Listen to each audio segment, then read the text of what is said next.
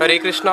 सर्वप्रथम दीक्षा गुरु पाद पद्म नितिला प्रविष्ट ओम विष्णु पाद अष्टोत्तरशत श्री श्रीमद शिला भक्ति वेदांत शिला नारायण गोसाई महाराज जी के चरणों में।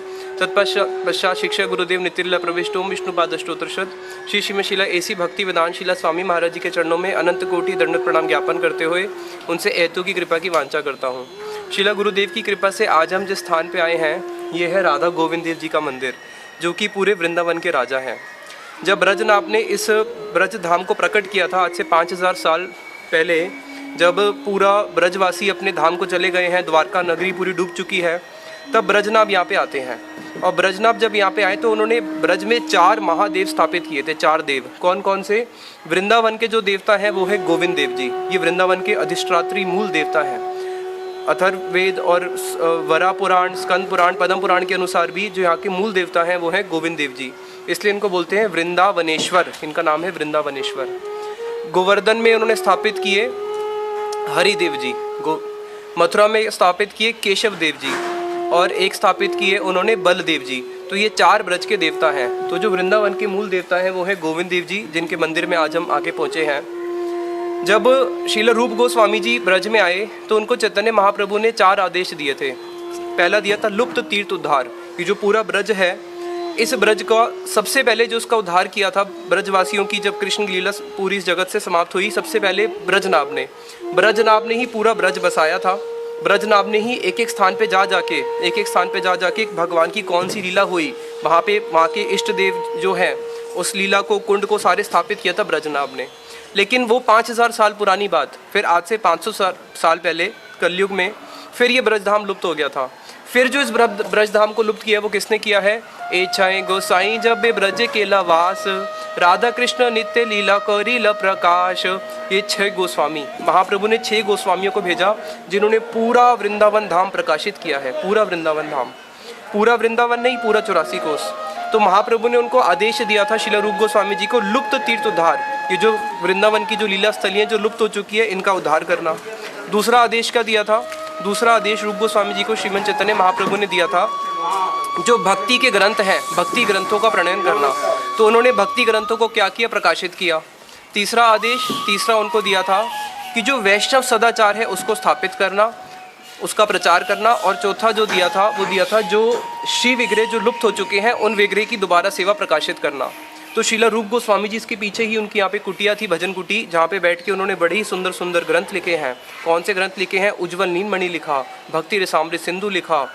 जब रूप गोस्वामी जी इन ग्रंथों को लिख रहे थे, उनका नियम था वो रोज पंचकोसी वृंदावन धाम की परिक्रमा करते हैं।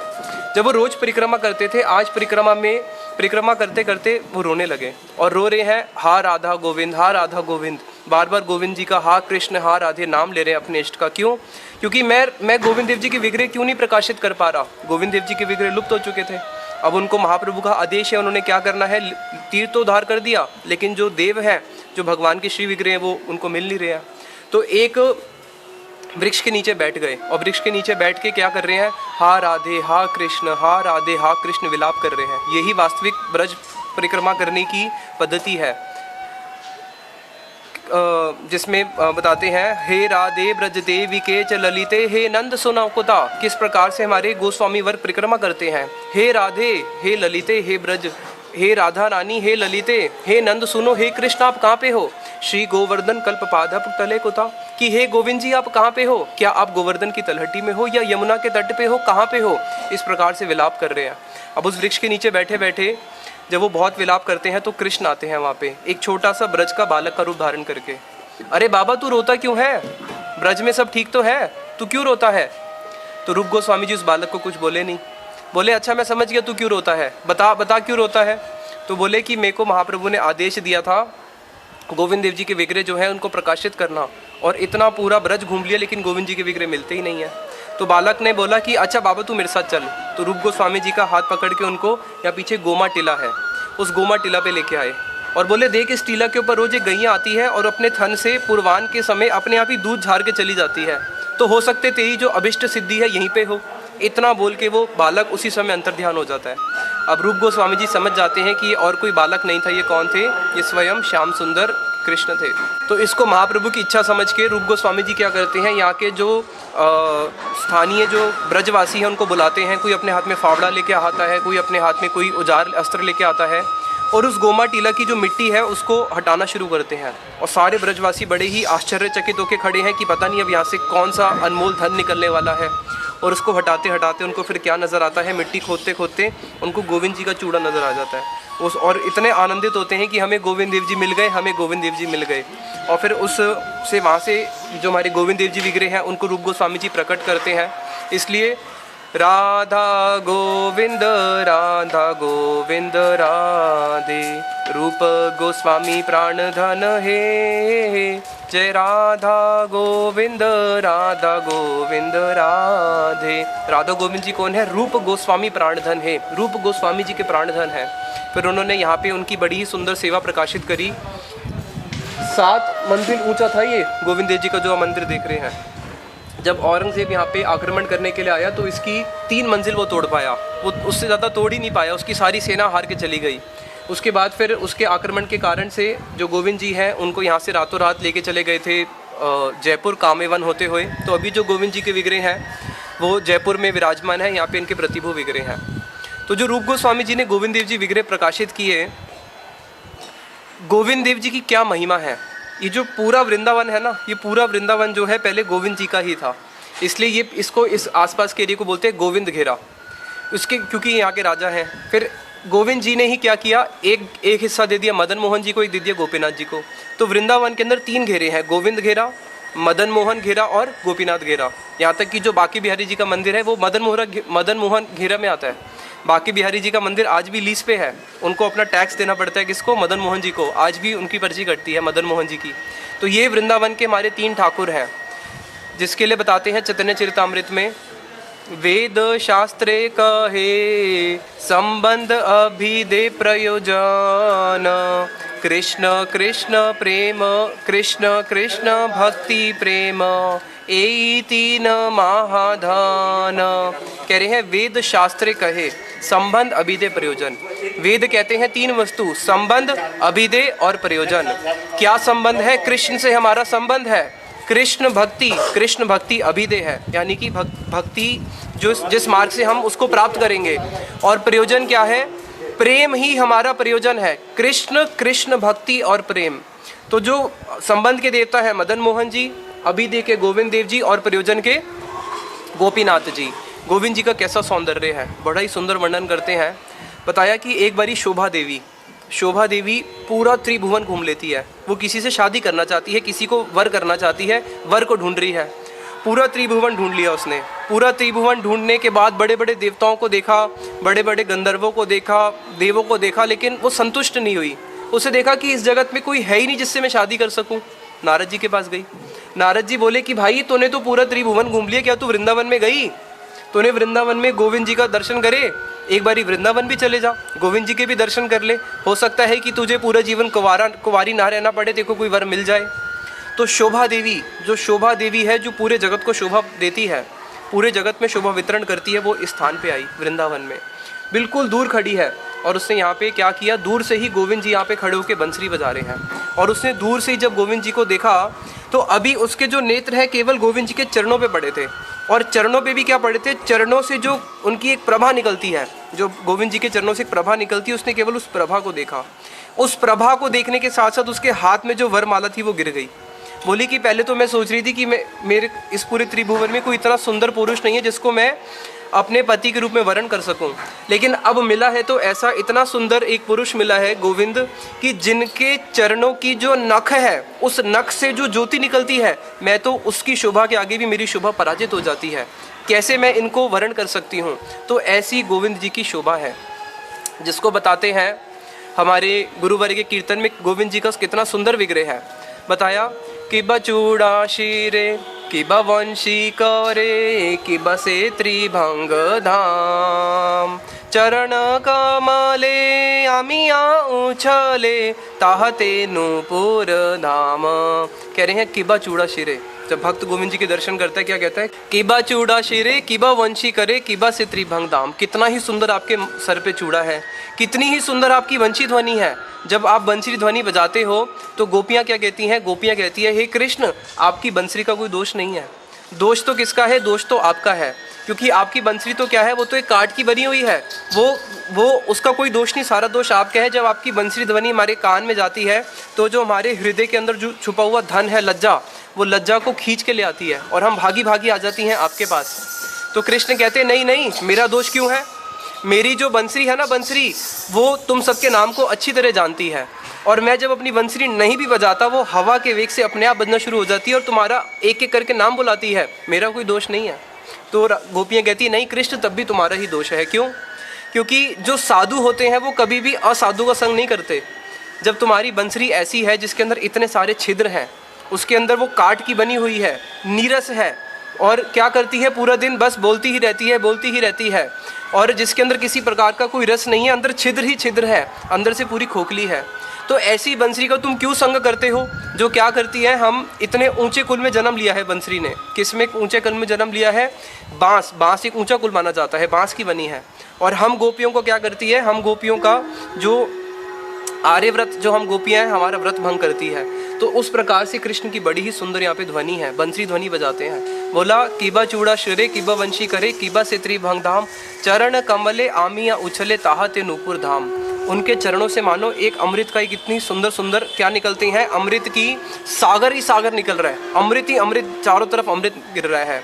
आगे कहते हैं, सदा आशा करी भृंग रूप धरी, चरण कमले स्थान। क्या आशा कर रहे हैं कि हे गोविंद, आपका इतना सुंदर रूप है, आपके चरणों का अगर मेरे को भृंग रूप धरी, अगर मैं भृंग रूप धारण कर लूँ और आपके चरणों में मुझे स्थान मिल जाए जहाँ से मैं उस मकरंद को पान करते रहूँ। जब कृष्ण के दर्शन करती है गोपियाँ, कितना सुंदर गोविंद जी का रूप है बताया। इस जगत में देखो, अगर मानो आपके सामने कोई सुंदर वस्तु है, आप उसको देख रहे हो, आंखें उसको देखती है ना, तो क्या बाकी इंद्रियां, कान भी उसको देखना चाहते हैं क्या? नाक उसको देखना चाहते हैं? नहीं, उसको केवल आंखें देखती है। लेकिन कृष्ण का इतना सुंदर रूप है, जब गोपियां उसको देखती हैं तो उनकी जो इंद्रियां हैं, इंद्रियां आपस के अंदर क्या करती हैं, एक एक आपस में युद्ध करना शुरू कर देती है। अरे आंख तू ही उसको देखती रहेगी क्या? कान कहते हैं हम भी देखना चाहते हैं, नाक कहता है हम भी देखना चाहते हैं। उस समय सारी इंद्रियां कहती है कि काश ऐसा होता कि हम सब भी आँख ही बन जाए, हमारी सारी इंद्रियां नेत्र बन जाए। जब कृष्ण के चरणों की जो सुगंध है, जब वो नासिका में जाती है, तो सारी इंद्रियां कहती है कि हम क्या बन जाए, सारी इंद्रियां हमारी नासिका बन जाए। जब कृष्ण की वेणु ध्वनि कान में जाती है तो आंखें जो है, आंखों को मत्सरता हो जाती है कि वेणु ध्वनि मैं क्यों नहीं सुन पा रही, केवल कान क्यों सुन पा रहे हैं। तो सोचो कैसी कृष्ण की वेणु ध्वनि होगी, कैसा उनका माधुर्य होगा, जिसको देखने के बाद इंद्रियां भी आपस में क्या करती है, द्वंद्व करना शुरू कर देती हैं, और सारी इंद्रियां आतुल हो जाती है कि हम इस सौंदर्य के माधुर्य के दर्शन कर पाएं। इसलिए गोविंद जी का प्रणाम मंत्र क्या है, बड़ा ही सुंदर गुरु जी इसको बताते थे। गोविंद देव जी का प्रणाम मंत्र है, दिव्य वृंदा अरण्यम कल्पद्रुमाद श्रीमत रत्नागर सिंहासनस्थो श्री श्री राधा गोविंद देव पृष्ठालिवि सेव्य मनोस्मरामि। क्या कह रहे हैं, बड़ा ही सुंदर किस प्रकार से एक जो साधक है वो गोविंद जी से उनकी सेवा करता है, किस प्रकार से कह रहे, स्मरामि, मैं स्मरण करता हूँ। कैसी सेवा?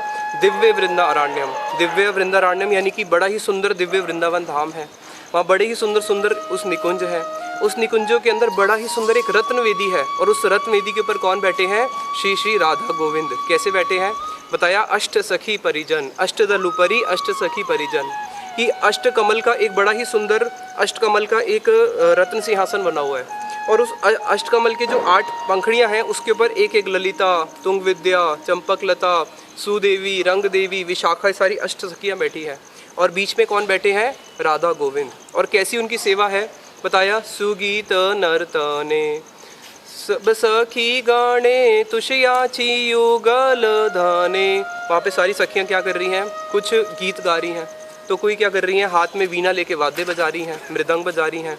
कोई सखियाँ क्या कर रही हैं, राधा गोविंद के सामने उनको आनंद देने के लिए उनके सामने नृत्य कर रही हैं, कोई सखियाँ उनको चामर डोला रही हैं। तो ये सेवा की परिपाटी है। गोविंद यानी कि जो क्या करते हैं, गो का मतलब होता है गोप, गोपी, ग्वाले, उनको आनंद देते हैं, और एक गोविंद का अर्थ क्या है, जो गोविंद क्या करते हैं, आनंद तो देते हैं, और हमारी ऋषिकेश सेवनम, गोविंद क्या करते हैं, भक्तों की इंद्रियों से सेवा ग्रहण करते हैं, इसलिए वो अभिदे के देवता हैं, जो कि भक्ति का मतलब क्या है, अपनी सारी इंद्रियों को भगवान की सेवा में लगाना। इसलिए नरोत्तम दास ठाकुर जी कहते हैं कैसी सेवा का हमें स्मरण करना है, यही हमारा वास्तविक वृंदावन धाम है। कैसा कहते हैं नरोत्तम दास ठाकुर जी। चामर डुलाबो कबे हेरिबो मुख चंद्र, गाथिया मालती माला दीबो दुहार गले, अधरे तुलिया दीबो कर्पूर तांबूले। कह रहे हैं गाथिया मालती माला दीबो दुहार गले। कब ऐसा होगा कि राधा गोविंद मैं उस निकुंज में आपकी कैसी सेवा करूंगा? अपने सिद्ध देह में कह रहे हैं श्री नरोत्तम दास ठाकुर जी, कैसी सेवा करूंगी? गाथिया मालती माला, बड़ी ही सुंदर मालती की एक माला बनाएंगे और उसको क्या करेंगी? वो बना के फिर राधा गोविंद को अर्पित करेंगी, उनको पहनाएंगी। और साथ में क्या करेंगी? कहते हैं अधरे तुलिया दीबो कर्पूर तांबूले, और बड़ा ही सुंदर कपूर और तांबूल जो है किस प्रकार से वो उनको देंगे राधा गोविंद को। ये उनकी वास्तविक सेवा है, किस प्रकार से राधा गोविंद का चिंतन करना है। फिर आगे कहते हैं कि श्याम गौरी अंगे दिबचूड़ा चंदनेर गंध। कह रहे हैं श्याम गौरी अंगे दिबा चूड़ा चंदनेर गंध। कह रहे हैं कि कब ऐसा होगा? चामर डुलाबो कब हेरिबो मुख चंद्र, कि मैं वहाँ पे खड़े होकर चामर डुलाते हुए आप दोनों की उस प्रकार से सेवा को देख पाऊँ।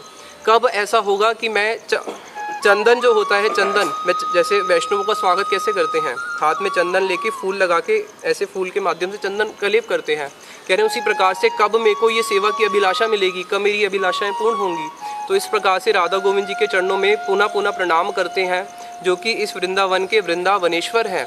और अगर ये किसी पे कृपा करें तो बहुत जल्दी उसको वृंदावन का वास मिलता है, बहुत जल्दी उसको राधा गोविंद जी की सेवा मिल जाती है। और गोविंद देव जी कैसे हैं? गोविंद देव जी जो हैं बहुत कृपामय हैं, बहुत कृपामय। शिला वृंदावन दास ठाकुर जी, शिला प्रबोधानंद सरस्वती बाजी वृंदावन महिमा अमृत में बताते हैं कि अगर कोई ऐसा व्यक्ति जिसको चंडाल भी बहिष्कार कर चुके हैं, जिसको मलेश भी बहिष्कार कर चुके हैं, जो केवल अधर्म ही अधर्म जिसने किया है, जिसने कभी किसी भी जन्म में धर्म नहीं किया, ऐसा पापी से पापी व्यक्ति भी अगर इस वृंदावन धाम की शरण में आता है, राधा गोविंद जी की शरण में आता है, तो ये क्या करते हैं? उसको आत्मसात कर लेते हैं, अपने क्षमा गुण से उसको क्षमा कर देते हैं।